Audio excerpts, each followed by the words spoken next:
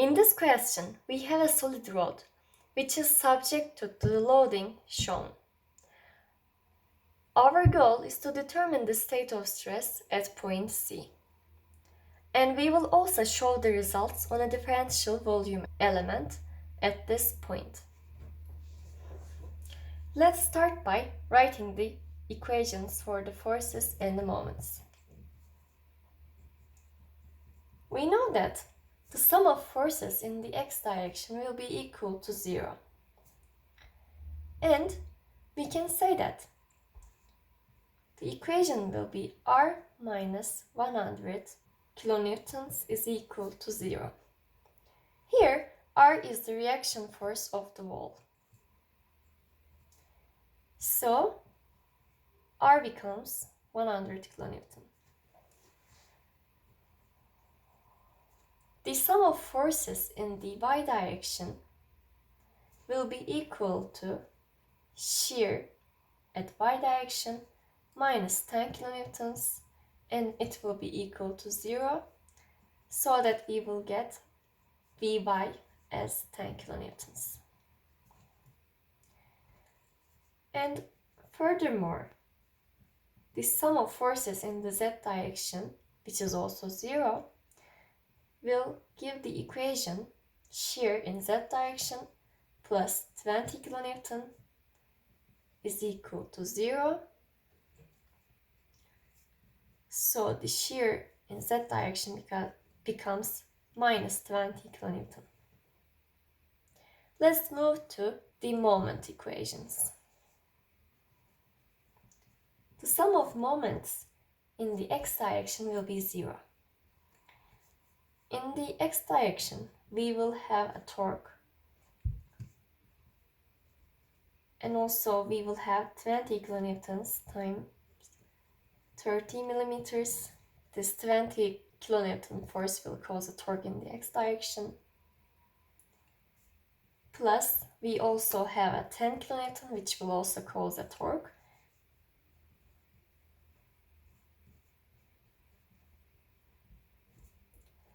And their sum will be 0, so that Tx becomes minus 0.9 kilonewton meters. Similarly, the sum of moments in the y direction is also 0. In the y direction, we have my. We have 100 kilonewtons times 30 millimeters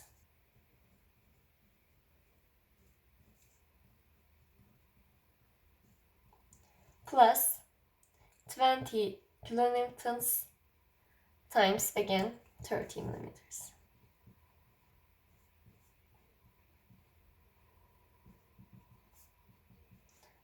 And my will be equal to minus 7 kilonewton meters. Finally, we will have mz is equal to 0. Moment in the z direction plus 10 kilonewtons times 400 millimeters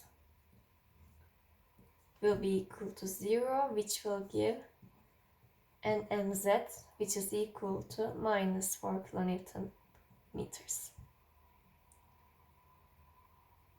To calculate the normal and shear stresses, we will first calculate the moment of inertia, the polar moment of inertia, and the first moment of area with respect to y-axis. Now let's calculate them. The moment of inertia with respect to y will be equal to the moment of inertia with respect to z, and we know that they will be equal to pi over 4 times 30 millimeters, which is the radius, to the power of 4. The polar moment of inertia will be pi over 2 times again the radius to the power of 4. And finally, first moment of area with respect to y-axis will be equal to 4 over 3 pi times the radius times pi over 2 times the radius square. And it is equal to 2 over 3 times 30 millimeters cube. You can see this equation in your book at the end.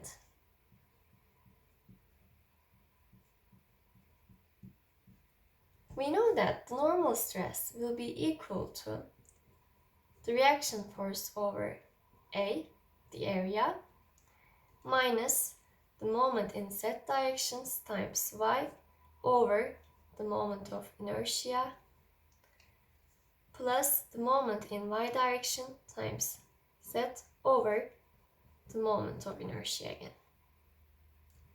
So let's substitute the values. R is 100 kilonewtons and the area is pi times 30 millimeters square minus 0 since y is 0 here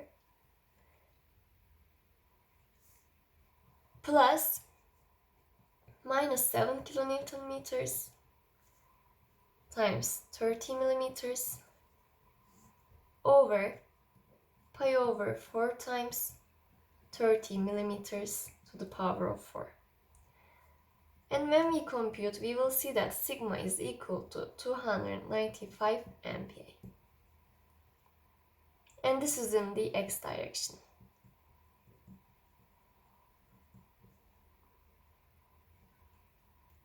Now let's calculate shear stresses. The shear stress caused by the torque will be equal to Tc over the polar moment of inertia.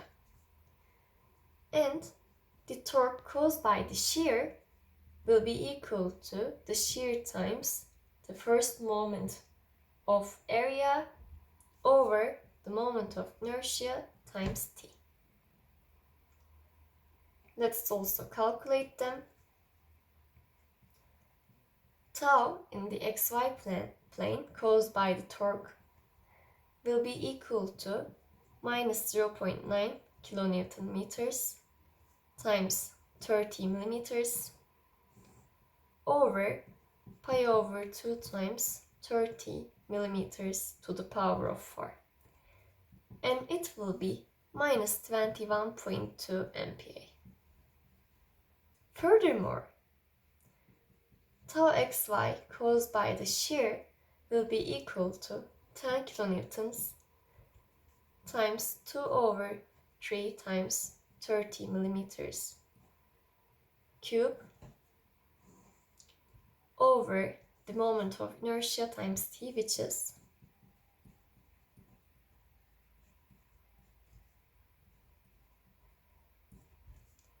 and it will be equal to 4.716 MPa.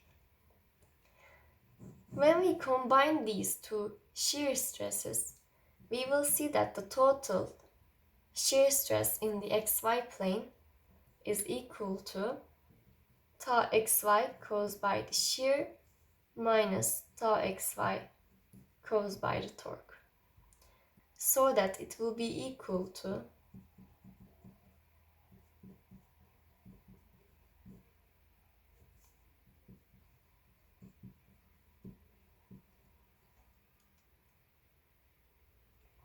Let's show the stresses on a differential element.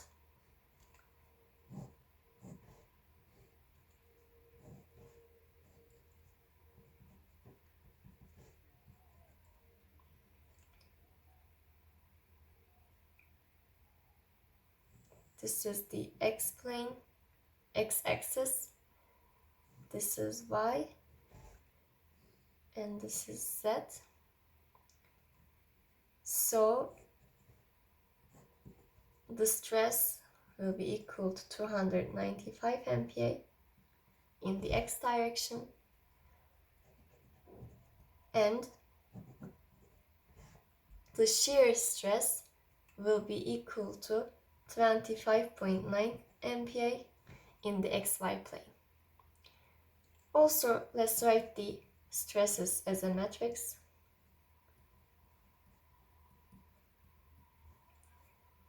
And our matrix will look like sigma x, which is 295, tau xy, which is 25.9, tau xz is 0,